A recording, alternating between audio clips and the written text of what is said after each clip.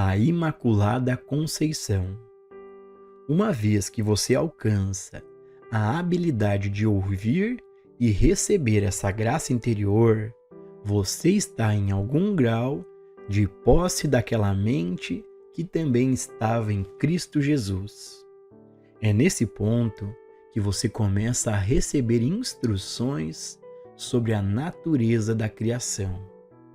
Ao fazer isso, você se verá no meio de uma verdadeira experiência de Natal e começará a entender a natureza da criação do homem e por que o Mestre Jesus foi capaz de revelar Deus como sendo o Pai. Deus é o Pai. A primeira percepção disso, mesmo que pequena, começa a mudar a natureza de sua vida e a natureza de seu corpo. Deus é o Pai. O Espírito é o princípio criativo. Isso lhe dá sua primeira luz sobre o significado da concepção imaculada.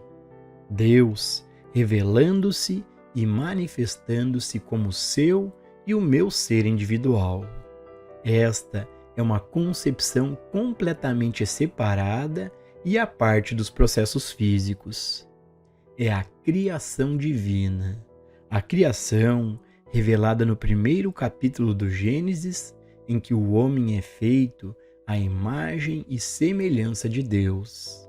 Deus, individualmente formado, individualmente revelado, a mente de Deus e a vida de Deus manifestada na terra como forma.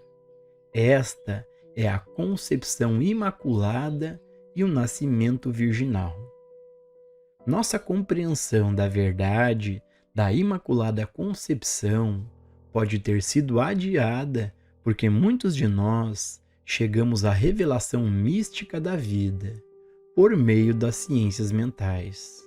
Nessas ciências mentais, primeiro, nos elevamos acima da crença de que o próprio corpo é tudo o que existe para nós e que tem dentro de si as questões de vida e morte, para uma percepção do governo do corpo por meio da mente. Isso nos elevou acima do materialismo grosseiro do início do século XIX e dos séculos anteriores a ele, e nos permitiu ver que há um reino além da matéria e da forma, um reino invisível, mas tangível. Como esse foi o primeiro passo para muitos de nós, nos acostumamos a pensar na mente e no pensamento como poderes, sem perceber que havia um eu usando a mente e o pensamento, e que, portanto, deve haver um reino além até mesmo da mente. É onde estamos agora. Não descartamos o corpo, a matéria ou a mente.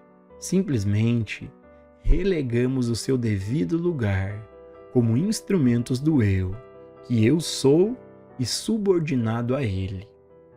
À medida que entendemos esse eu, chegamos ao nosso ser. Este ser que foi concebido de forma imaculada e virginal. Mas esse eu nunca aparece, exceto como identidade espiritual. Aquilo que contemplamos é apenas a mente e o corpo, mas o ser, o eu, a realidade é o ser divino, o ser puro, e isso que o Natal revela. Até agora, foi ensinado que havia apenas um Filho de Deus, um indivíduo criado espiritualmente. Mas nesta era, está sendo revelado que o único ser que Deus é, você é e eu sou. Agora, você começa a perceber Deus manifestado como seu ser individual e começa a compreender a natureza imaculada e imortal do seu ser. O Natal revela o ser indestrutível, e imortal. Não há como experimentar a imortalidade, exceto através da compreensão de que não há começo. Só o que não tem começo é sem fim, e essa é a identidade que eu sou e você é. Esta é a revelação do Natal, do ser imortal que somos. Jesus não alegou para si um nascimento diferente ou uma criação diferente, mas falou de meu Pai e vosso Pai, reconhecendo que Deus era seu Pai e Pai de todos, e, portanto, todos são um na filiação divina. Ele disse: eu e meu Pai somos um. Antes que Abraão existisse, eu sou. Antes que o sentido humano de Abraão aparecesse na terra, eu sou. E esse eu sou teve seu início no princípio. Eu e o Pai somos indivisíveis, indivisivelmente um. E isso significa seu Pai e meu Pai. Esta é a revelação do Natal. Eu e o meu Pai somos um. Quem me vê, vê aquele que me enviou. E esta é a verdade de seu ser imaculado, de sua identidade concebida espiritualmente. Uma vez que você entende que Cristo Jesus não declarou uma identidade separada e a parte da sua ou da minha, você está vivendo a experiência do Natal e pode discernir a natureza da mensagem de Cristo, a revelação da filiação espiritual. Até que você compreenda a filiação espiritual, você não pode ter um Natal de verdade. E para você, o Natal continuará sendo um feriado pagão. Mas, quando você percebe a divindade do seu ser, a paternidade de Deus e a natureza espiritual do Filho, você entra na experiência do Natal. Você é despertado para a missa do Cristo. O segredo está na palavra eu. Eu vim para que todos tenham vida e a tenham em abundância. Eu, este Filho Divino ou Cristo, que é a sua identidade, é a eternidade e a perfeição do seu ser. Sem esse eu no centro do seu ser, sem essa divindade como a natureza do seu ser, onde está a sua imortalidade? Onde está o seu governo de Deus? A identidade humana morre para que o Cristo nasça. Assim, à medida que você permanece mais e mais em silêncio e recebe luz de dentro, você descobre que Deus plantou paz na terra, plantou abundância, harmonia e saúde. Ao olhar dos 5 sentidos físicos, no entanto, você não percebe a natureza deste universo espiritual, e você constrói um universo a partir do 2º e 3º capítulos do Gênesis, uma criação sua, na qual você coloca rótulos em tudo e nomeia algumas coisas boas e outras más. Mas lembre-se de que, enquanto persistir em olhar através da mente humana, você continuará a testemunhar o bem e o mal, a abundância e a carência, saúde e doença, vida e morte. É somente quando você aprende a ficar quieto e ouvir a voz mansa e delicada, que a revelação é dada a você sobre a natureza espiritual do seu ser. O nascimento de Cristo, então, ocorre dentro de você e a individualidade humana morre. A individualidade humana não pode ser espiritualizada. A individualidade humana não pode receber a graça de Deus, porque não conhece as coisas de Deus. Para receber as coisas de Deus, é necessário morrer diariamente. Olhar para o mundo e reconhecer a abundância infinita que existe é realmente morrer, em parte para a crença na abundância e na carência, porque é evidente que não há abundância e carência, há apenas abundância. O que o homem faz com essa abundância, entretanto, é uma história bem diferente. Mas a abundância está lá, pronta para pular em manifestação visível com uma mudança de consciência.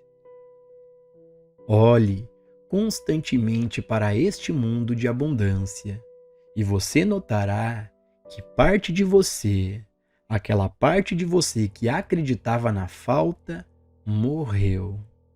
Assim é, à medida que mais e mais dessa mente que estava em Cristo Jesus se torna sua mente, por meio da escuta, por meio dessa experiência superior de oração, você é capaz de olhar para fora e discernir que saúde e integridade são a realidade. Em nenhum lugar no reino de Deus há um oposto. E é apenas na medida em que você é governado e moldado por esta crença em dois poderes que você experimenta o que é chamado de mundo humano, o mundo do bem e do mal. Você morre para a crença da mente humana somente quando é instruído pela voz mansa e delicada, pois esta voz tem uma oportunidade de revelar a sua natureza e sua presença, pois ela é o Consolador. Em certa medida, você morre para a sua humanidade ao ponderar sobre a natureza de seu Pai, que está no céu, de seu único Pai, permitindo-lhe assim ponderar a natureza de seu ser, aquele ser imaculadamente concebido e espiritualmente gerado, como a cristandade do seu ser, aquele que você nunca nasceu e nunca morrerá, que, como herdeiro de Deus, não vive pela força ou pelo poder, nem mesmo por suplicar a Deus, mas vive pela graça. Esta é sua filiação divina, sua vida individual que é vivida pela graça em virtude de ser um herdeiro e não pelo suor da sua testa. Comece a perceber que a razão do Natal é a revelação do seu eu, sua filiação divina. O Espírito de Deus que se manifestou por meio de Cristo Jesus é a prova de todos os tempos da natureza espiritual da sua identidade. A interpretação espiritual de dar. A prática de dar presentes teve origem quando os sábios e todos aqueles que tinham visão espiritual trouxeram suas ofertas ao menino Jesus. É este mesmo reconhecimento hoje que impele aqueles de visão espiritual a honrar um mestre espiritual.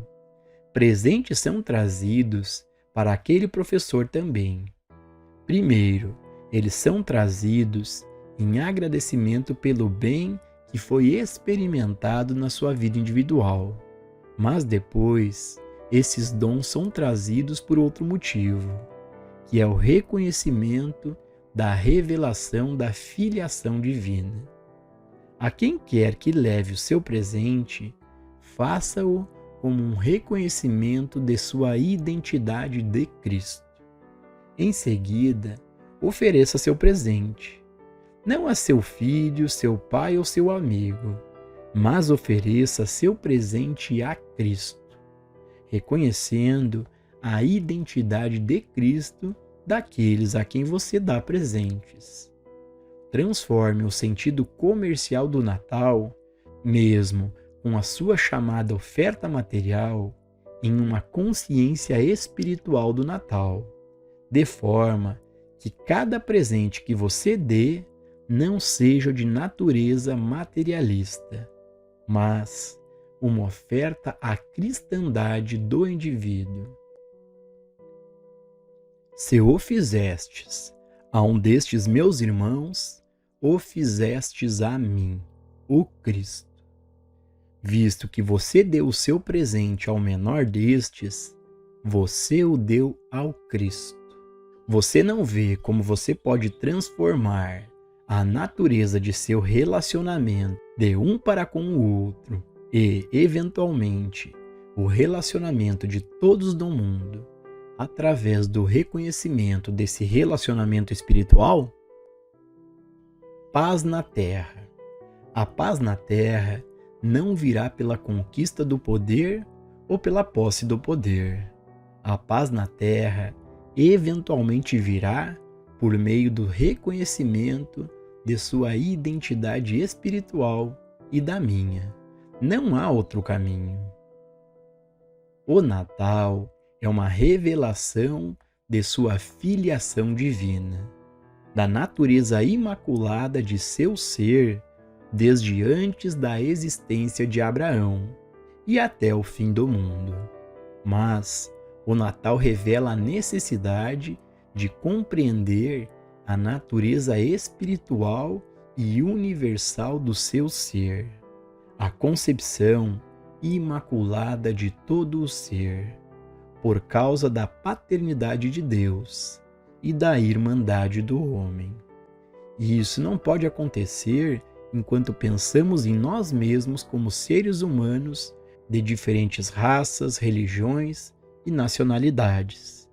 Isso só pode acontecer quando não chamamos nenhum homem de Pai sobre a terra.